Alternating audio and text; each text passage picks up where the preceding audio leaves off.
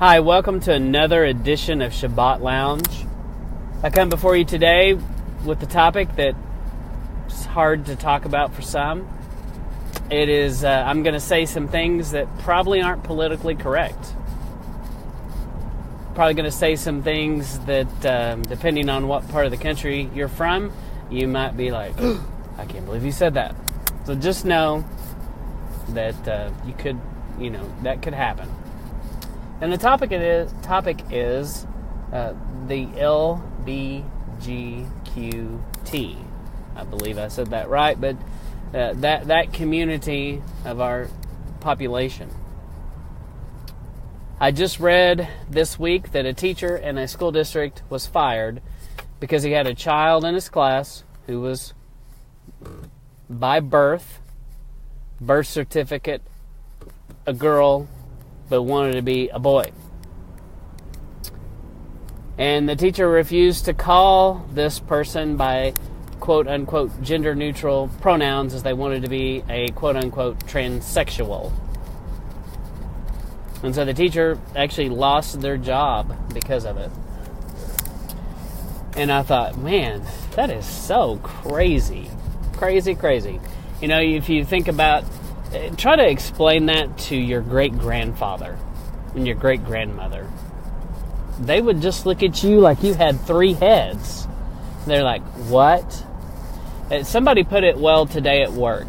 And he said, you know, when you're busy trying to sustain life, you don't have time to think about things like this. But it's almost sometimes like we have too much free time and we just go crazy with these wild ideas and things that aren't good. And this is definitely one of them. And it's kind of been crammed down our throats. This agenda. And it's an agenda. You know, the Father did not make us that way. We are in a fallen world. We are in a fallen state.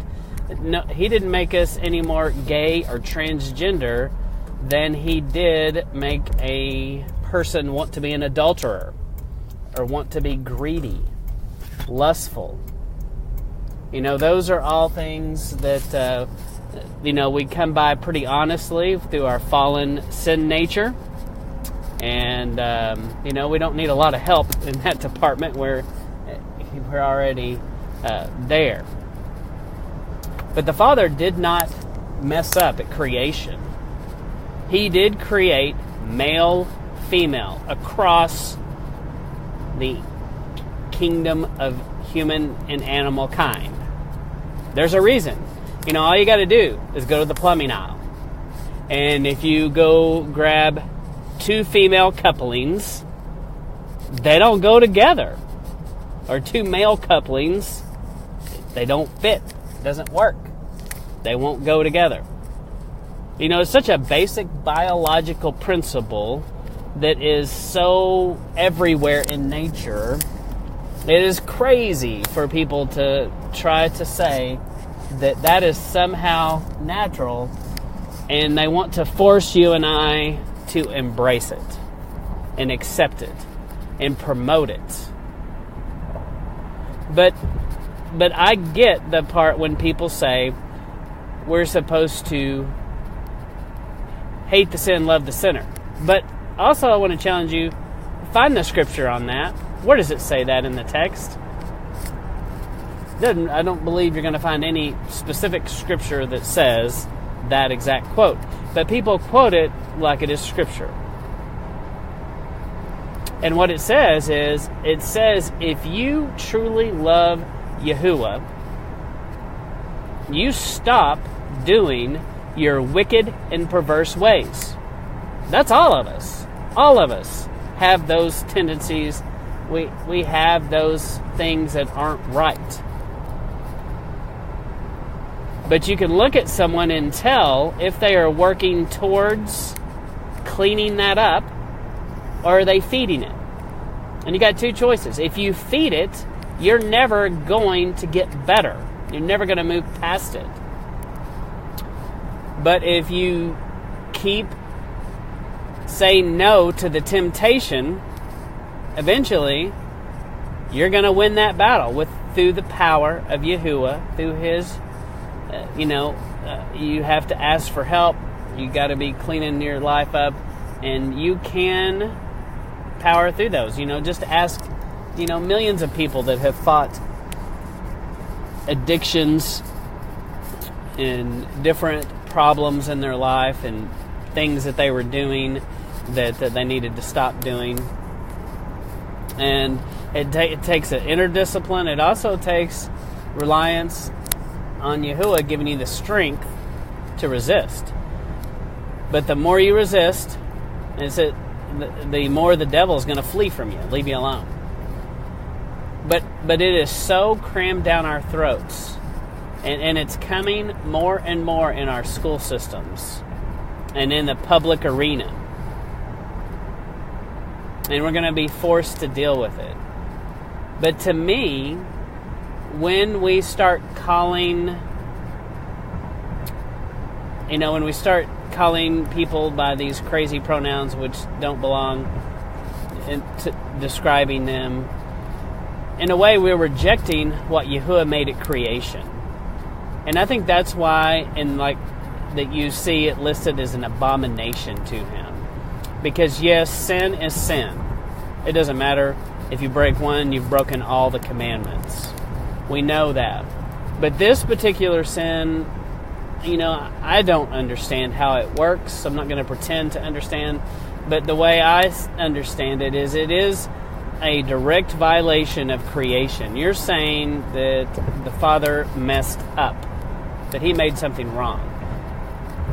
I've had this argument, I've had this debate, and I've been shocked at how many churches are actually entertaining the idea of allowing maybe some transgender, some homosexual person into a leadership position because they feel so much pressure from the outside world to do this. I'm going to tell you right now, if your church is doing that, you should run away as fast as you can, because that's not good. It's just as perverse to say, we know this guy's a womanizer, and he is, drugging girls and doing whatever he wants to, but we are going to promote him as a leader. What? You wouldn't do that. It'd be the same thing. We know this guy, he cheats, and he cheats everybody, and he's known for being a big cheat and not doing what he says he's going to do and ripping people off. But we're going to put him in charge of the money at the church. We think that's a good idea. There is no way. So it's the same thing. Same thing. So I just challenge you to stand up and stand up and brace yourself like a man. And also to brace your children, because your children are going to have to understand. Because if you just rely on the school and the media and the internet and the TV, they're going to tell them all the wrong things. And they're going to tell them, it's cool. It's fine. That's just how they are. They were born that way. No. They were not born that way. You're not born an adulterer. You're not born greedy. You're not born lustfully. Now, we do have those tendencies, and we are born into this fallen sin nature and born into a fallen world. So yes, it is, those temptations come upon us early. But Yeshua actually said, there's a line in the Gospels accounts where He said, be perfect. And I believe, we can keep the law. We can obey His commandments that He asks us to do. And I just encourage you to be strong, be courageous, and know that there are many of us, in fact, a majority of us out in the world, in the real world, working hard every day, don't buy it all. But the pressure is so great to cave in. And I get, we do need to love people. We need to lead them to Yeshua and love, grace, forgiveness. And nobody starts being perfect. Our patriarch people that we study, especially in the Old Testament, they were far from perfect. We have many, many examples of all the crazy things that they did. Many of them are very cringe-worthy. And you're like, what? But through time, especially someone like Abraham, he got better. He just kept getting better. And that's the way we need to be. And that's how we need to take on, new people coming into the faith, and whatever sin issues they have, they need to be working on it. They should be getting better. We should not set up institutions and set up churches that enable people to continue in their sin and encourage them in their sin and embrace their sin. And if churches are doing that, they're going to have to answer for that. The Father is not going to be pleased. He does not want us to encourage sinful behavior. He does not want us to promote sinful behavior. He wants us to live a holy, set-apart life. And holy and set apart, sometimes it's rough. It means sometimes you're going to be weird. Sometimes you're going to be different. Sometimes you are going to be the only one doing and standing on some issue. And everybody else is looking at you like you're crazy. I want to tell you right now, you're not crazy. The last thing I want to say about it is, one time when I was in college, I was taking this class. It was some general studies class that they made everybody take. And it was a dumb class. It was like how to study and just all this stupid stuff I didn't need.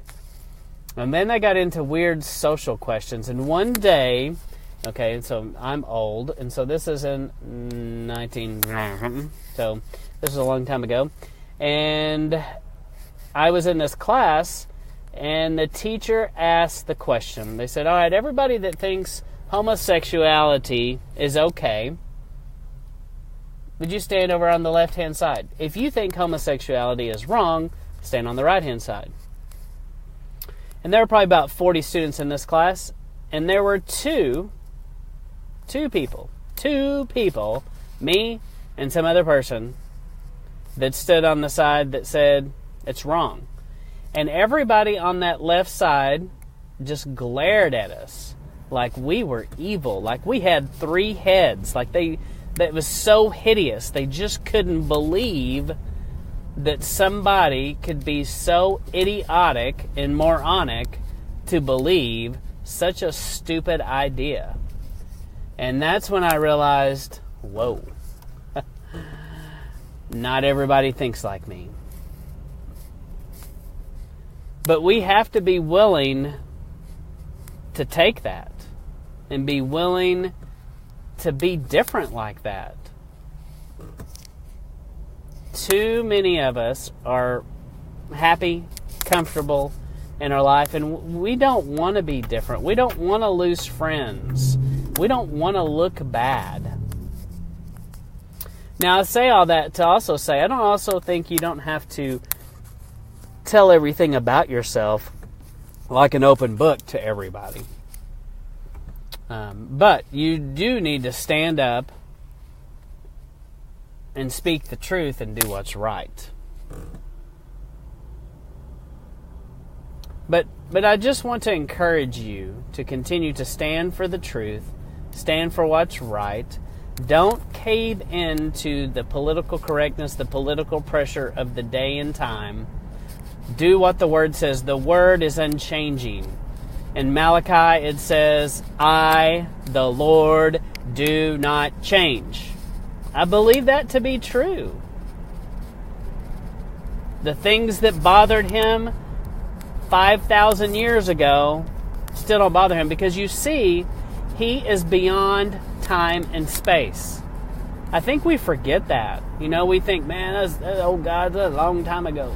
Well, yeah, it was. But he is beyond time and space. Time and space aren't anything to him.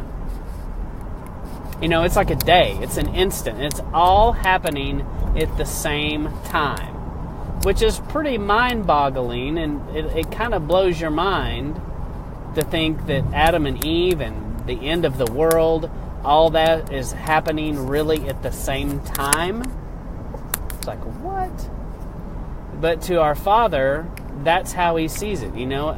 I picture it kind of like this. The time is like a clear plastic tube, and every person, every society, every culture, every place on the planet, everything that's ever happened on the earth is like in a clear plastic tube that's see-through, and He can like pick it up, hold it in His hand. He can turn it sideways, look upside down, turn it around, look every direction, and that's all happening in real time. I know it's kind of wild, but anyway, the point is, He's the same yesterday, today, and forever. He doesn't change. And be careful if your theology has Him changing.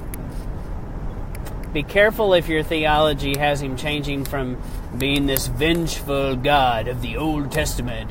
It's like, I, the Lord, declared, thou shalt not, whatever, or I will strike you dead with lightning. But be careful if your God is changing from that to the Jesus later that's like, hey man, it's all good. Everything is peace, love, and happiness. Everybody just needs to get along. Why can't we just be friends? We just need to get along. It's all good. It's all the same. We're all going to the same place. Embrace your brothers and sisters. It's all good. Really? That seems like quite a departure. So, He's either the same guy we see in the Old Testament, or He's not. So I challenge you to stand fast, to be firm. Don't sell out to the political correctness of the day. Be willing to take a stand. Be willing to do what's right. Not because me or anyone else says so, but what does the Bible say? What does the Father say? Truly, search the Scriptures, read what He says. Thank you for listening to Shabbat Lounge.